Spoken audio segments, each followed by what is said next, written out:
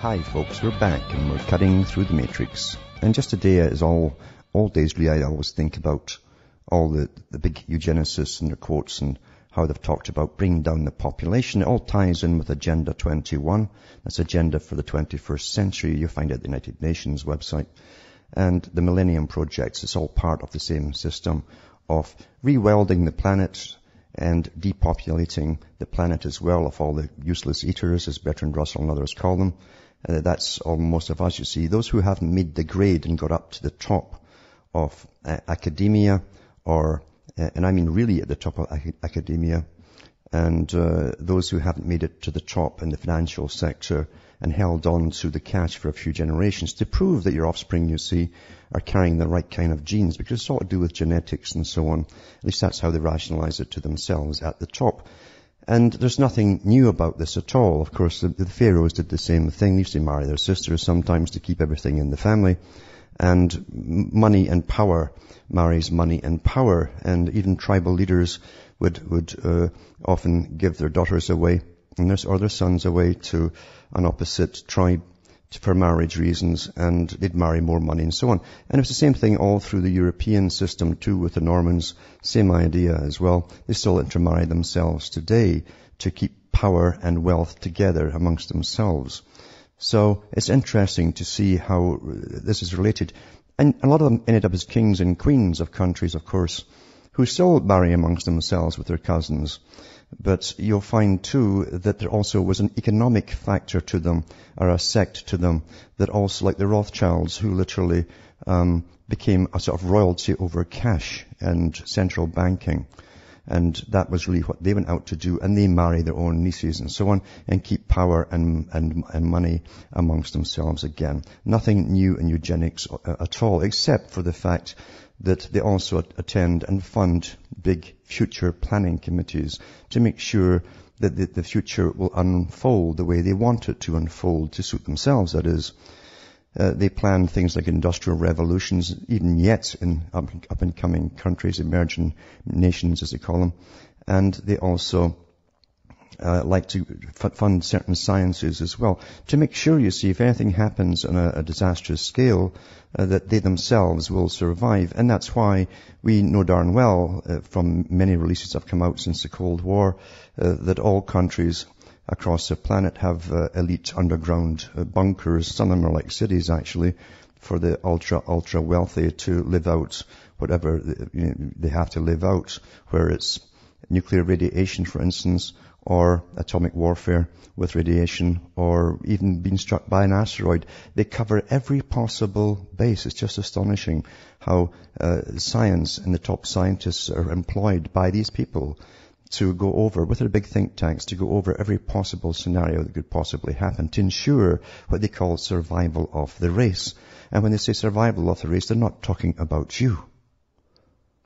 And I remember too, I've gone over this scenario so many times, where Darwin, who was put forward by the Royal Society, a Masonic scientific organization that was given a charter to exist on behalf of the Crown, whose first project, by the way, was to make a glass beehive in the grounds in the house that they used for their experiments, to study how the perfect system would be, to study the bees. That represented, of course, humanity itself, where your queens and kings are really queens at the top. I guess they're all queens now, but anyway, in one sense or another. And the drones, the type of priests, and then, of course, all the workers down below. And how everything was so well organized, everyone knew their job, and that there were no dead weight was carried. Anything that was infirm was simply killed off, stung to death, or tossed out the hive, whatever it was. That's the perfect society that they go by. And Darwin also gave the idea that of an example of an oak tree, for instance. He says that before the oak tree can grow, or even that acorn can take roots there, microorganisms have to come into the area. Before the animals might graze over it, take up the grass, in come the organisms, even some fungus at times too, and prepares that soil, and worms come in, insects come in, they all come and go in little waves, then they get eaten up too. In other words, everything gets eaten up in turn after it's done its job, in order for that acorn to grow or take seed. Now, a root. Now, the thing is too, He's talking about humanity. Because you see, they go through their histories in their own fashion with their own archives. And they talk about slavery existing in all generations, in one form or another. The great Charles Galton, Darwin, relative of Charles Darwin, in the 1950s, he was a physicist, worked on the Manhattan Project. He came out and said the same thing too. That there's been, in his own book, The Next Million Years, you can find it there. He said there's always been slavery in one form or another, and we are now in the process of creating a more sophisticated form of slavery. It's actually called democracy, if you haven't figured that out, where you think you've got rights and stuff like that. But it's really a system where specialists will decide everything for you through government agencies and laws and fines and force, if need be. That's what he's really talking about. And plus, most of your money that comes in, this disposable income right now, will be gone off in taxes and fees.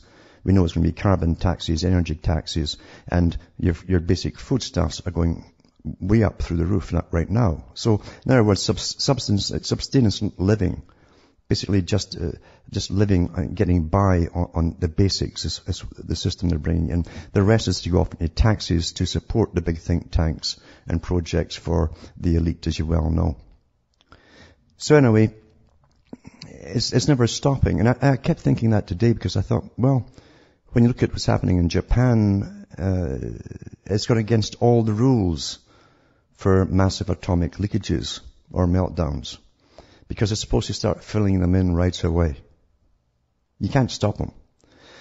And it hasn't happened yet. They're still pumping billions of gallons into the sea of radioactive water. That's now millions of times above any safety limit. And no one's telling them to stop it and just bury the things like they did at Chernobyl. That was the only way they started to bring down immediately the radiation levels, was to bury them and encase them in concrete, which is due, by the way, to be dug up this year, I think it is, and replaced. It's going to cost billions of dollars just to do that. But that's what has to be done. But you see, why would they drag it on so long? He's a private company, supposedly, running the show there on behalf of the whole planet, because we're all at stake here, getting to do what they want to do, and they're dragging it on as long as they can possibly do it. Well, what does it do? We know, number one, there's going to be a lot of cancers out there. We know there's going to be an awful lot of sterility out there.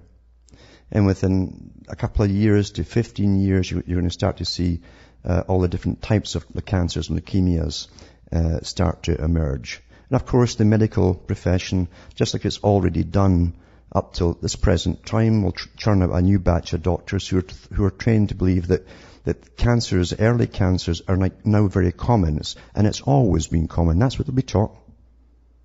Just like the present doctors are churned out thinking that 1 in 2 is going to die of a cancer, whereas doctors 30 years ago were turned out, and they knew that certain cancers were very, very rare. Now they're very common. The young doctors don't know that. They think they've been taught the cutting edge of science. That's how you control each generation quite easily, through academia. So anything can be normalized. As I say, this is going to definitely hit the population across the world. Already is, obviously, so we're under clouds of it, even still going across Canada. And we see the nonsense as they raise all the standards, acceptable standards for radiation of all kinds, up through the roof until we've got new normals that should technically be lethal to us. And we see that the farce of them all, even the EPA, I'll put a link up tonight to the EPA, where they've actually said that so many of the radiation monitors are not working properly because they're recording spikes. Well, when they record spikes, that's generally the alpha or gamma waves coming in. And that's why they spike. So what they're going to do is take them away and fix them so it won't show the spikes. That's how they fix things for the public, you see. So I'll put that link up tonight. And then back to eugenics, because Rockefeller, remember, who's one of the main, their family, they're intergenerational nihilists, basically, in a sense. They've got this great mission, it seems to be, and I mean that. It's a mission. Certain families have missions, some of these very, very wealthy families, not just to grab the resources of the world and the power of money and so on, and politicians that they can buy and sell, but also they have a mission to depopulate the planet and bring it into this pristine wilderness pre-1700s, basically, is what they've said in their own writings. And that's why they're rewilding North America with mountain lions and pumas and all the rest of it as we're still alive. That's why, folks, if you haven't figured it out, they're doing it because they know you're not going to be around forever. And they're also testing out how these things will survive, and they can create many, many more from their cryogenics labs. They have 3 big arcs across the world. That's been on public broadcasting television for the last few years, where they store literally every kind of life form on this planet in the sperm and ovum variety. They keep them deep frozen, and they have brought them back and fertilized them very successfully, and even used different kinds of animals to be the carriers of pregnancy, and they can give birth to them quite easily. We've watched them also store food in the island of Norway, the seeds of natural plants and so on. And believe you me, they'll have more than that place across the world. An awful lot more than that.